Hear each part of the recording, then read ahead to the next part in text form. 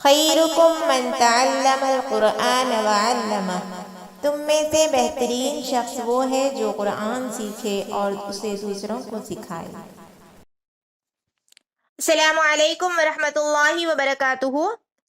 آج کا ہمارا سبق ہے نون ساکن اور تنوین کا قاعدہ نمبر 2 اخفا۔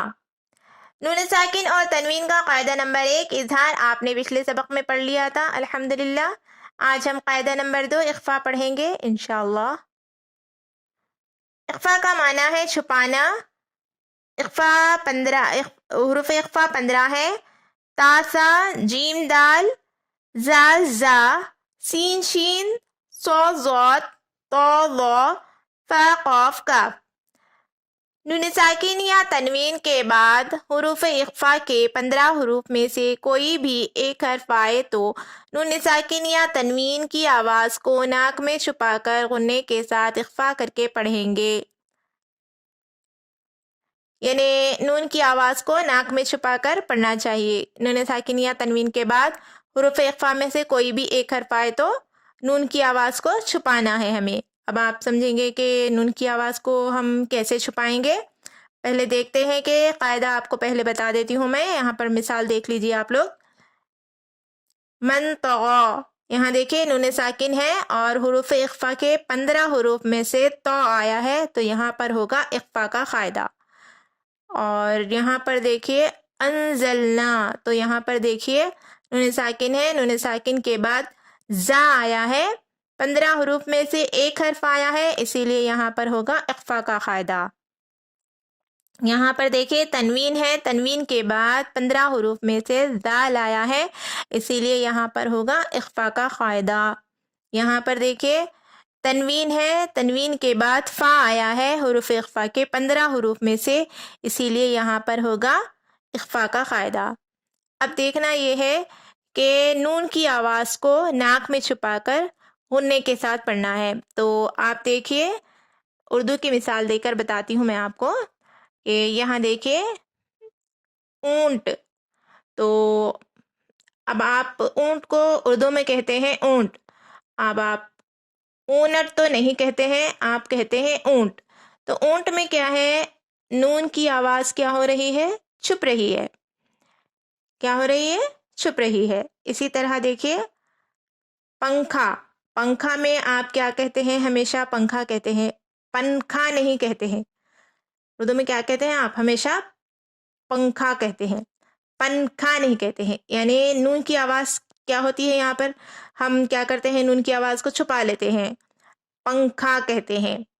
تو اسی طرح ہمیں کیا کرنا ہے، میں صرف آپ کو یہاں پر اردو کی ایک مثال دے کر بتا رہی ہوں تاکہ آپ لوگوں کو اچھی طریقے سے سمجھ میں آ جائے کہ نون کی آواز کو ہمیں کیسے چھپانا ہے، ٹھیک ہے۔ تو اچھی طریقے سے یہ اس کو سمجھ لیجئے کہ آپ اونٹ نہیں کہتے ہیں اور پنکھا، پنکھا کہتے ہیں نا، پنکھا تو نہیں کہتے ہیں۔ تو اسی طرح ہمیں نون کی آواز دیکھیں یہاں پر چھپ رہی ہے، اونٹ، پنکھا کہتے ہیں آپ۔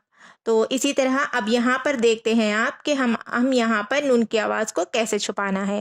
اب یہاں پر دیکھیں میں نے ابھی آپ کو بتایا کہ نون ساکن کے بعد تو آیا ہے، تو اب یہاں پر ہم کو کیا کرنا ہے، نون کی آواز کو چھپانا ہے اور غنّے کے ساتھ پڑھنا ہے۔ میم نون زبر من، تو زبر تو، من تو، غین کھڑا زبر غا، من طغا، اس طرح۔ تو نون کی آواز کو ہم کو کیا کرنا ہے، چھپانا ہے اور اخفا کر کے غنّے کے ساتھ پڑھنا ہے۔ اب یہاں دیکھیں، ابھی میں نے آپ کو زا کی مثال بتائی تھی، زا کی مثال، تو نون کی آواز کو کیا کرنا ہے، چھپانا ہے اور غنّے کے ساتھ اخفا کر کے پڑھنا ہے، ہاں ٹھیک ہے۔ حمزہ نون زبر ان، زا لام زبر زل، انزل، نون الف زبر نا، انزلنا، اس طرح۔ تو نون کی آواز کو چھپانا ہے، ناک میں اسی طرح نون کی آواز کو ناک میں چھپانا ہے اور غنّہ کر کے اخفا کر کے پڑھنا ہے، ٹھیک ہے۔ اسی طرح یہاں دیکھیں تنوین ہے، وہاں یہ دونوں نون ساکن کی مثال ہو گئی. اب یہ تنوین کی مثال.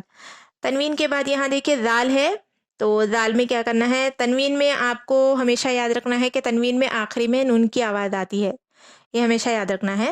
تو نون کی آواز آتی ہے, تو اب یہاں پر کیا کرنا ہے, ہمیں نون کو چھپانا ہے اور غنہ اور اخفا کر کے پڑھنا ہے.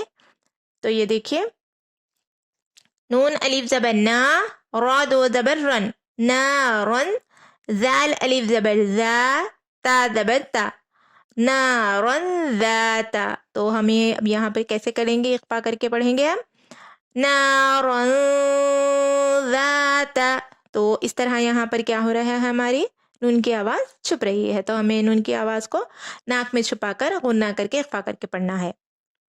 ٹھیک ہے, اس طرح سے. ابھی میں نے آپ کو یہاں پر اور ایک مثال دے کر بتائی تھی, ما ان احیا, میم الف زبر ما, حمزہ دو زیر ان, ما ان, فا زبر فا, حمزہ ہا زبر اح, فاح, یا الف زبر یا, فاحیا, ما ان فاحیا.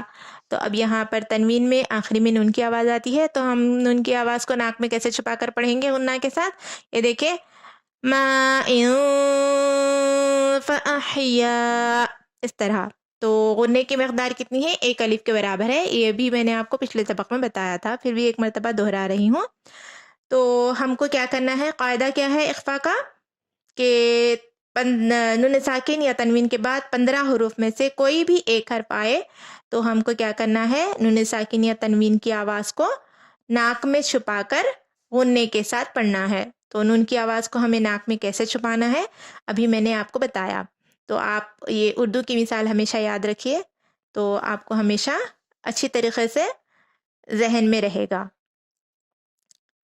تو یہ تھا ہمارا آج کا سبق, نون ساکن اور تنوین کا قاعدہ نمبر 2 اخفا.